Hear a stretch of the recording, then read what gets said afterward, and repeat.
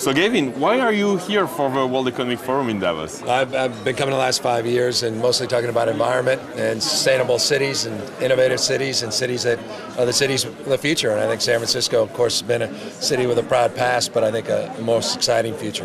So no more four-wheel drives in San Francisco? Will you make that? We're not there yet, but what's the name of the Hummers? The Hummers. Our good governor's got a Hummer. That's an issue. Yes, Schwarzenegger. Should tell him. He's converting it to biodiesel. Sell your Hummer and maybe the private jet as well, which is not carbon neutral. You can do your offsets, but we'll talk about that.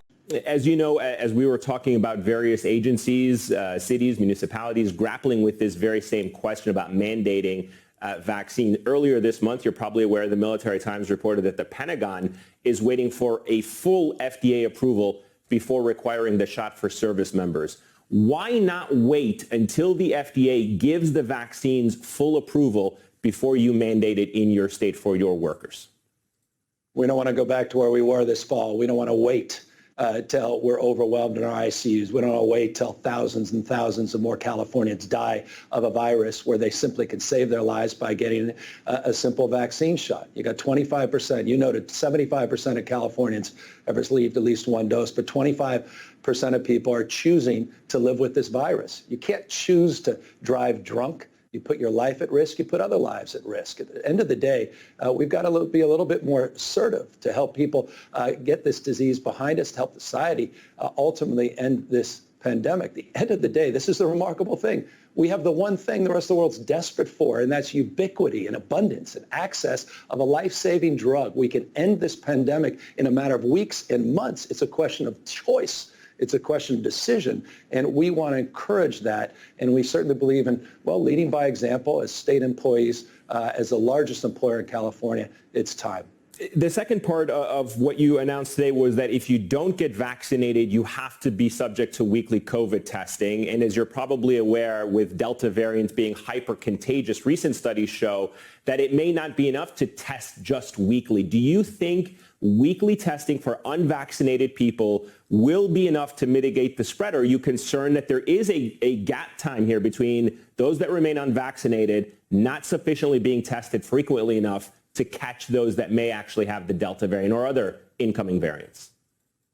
We are specifically concerned about that, and as a consequence, we're requiring it twice weekly in certain settings, recognizing the efficiency of transmission of the Delta virus. So you're exactly right. In congregate settings, in jails, acute settings, skilled nursing facilities, that's a requirement now if you've been unvaccinated. And not only be tested now twice a week, not just once a week in those settings, but also a requirement to wear respirators, to wear the N95 masks, and other settings to wear procedure and surgical masks as well, these non-pharmaceutical interventions in addition to those weekly tests. Let's talk about the intersection, if we can, of COVID and politics for a moment. Your handling of the coronavirus, sir, has been a driving force behind the recall effort. Can you just set the record straight for us? Do you support mask mandates right now, the decision that was made in LA County recently?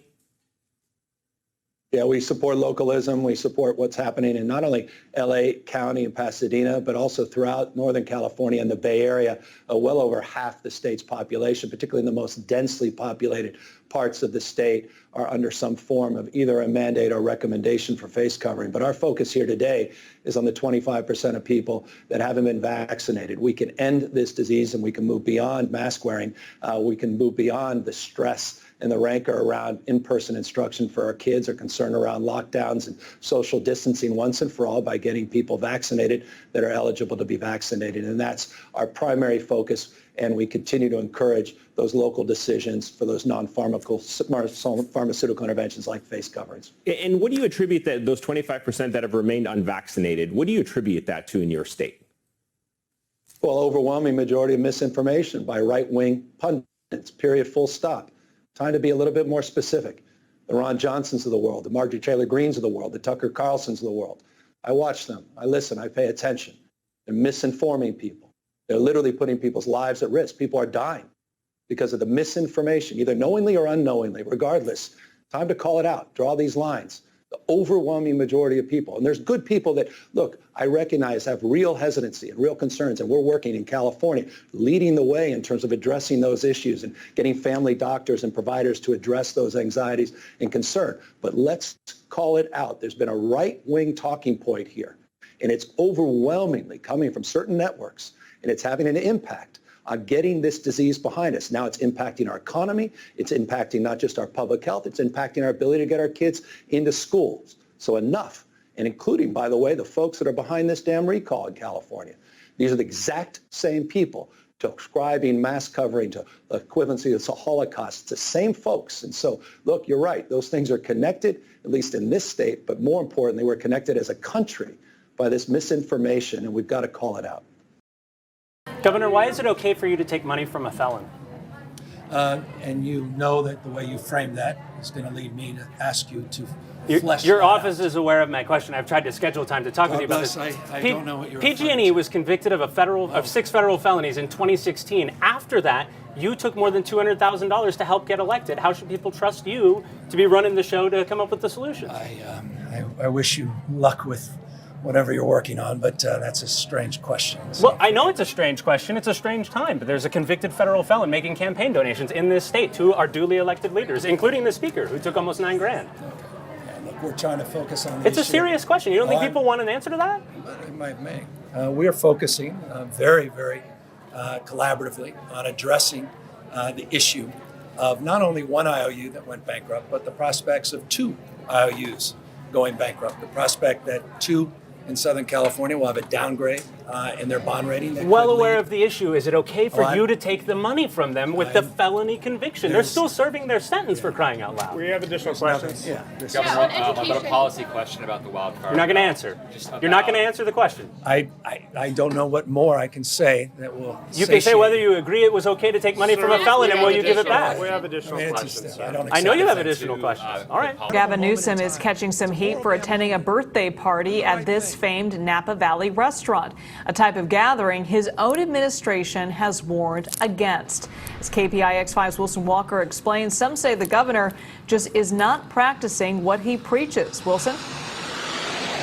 Yeah, here outside the French Laundry. It's not what the governor had for dinner that has upset people, and it's really not even the letter of the law where there might be a transgression. It is more the spirit of the guidance. 3.7%. 14-day positivity rate may sound great compared to most other states right now. Governor Gavin Newsom speaking early this week after dinner last week at the famed French Laundry in Yountville. We're told it was a 12-person affair seated outside in accordance with the restaurant's normal policies, and there is no indication that any specific county rules were broken. However, there is another problem.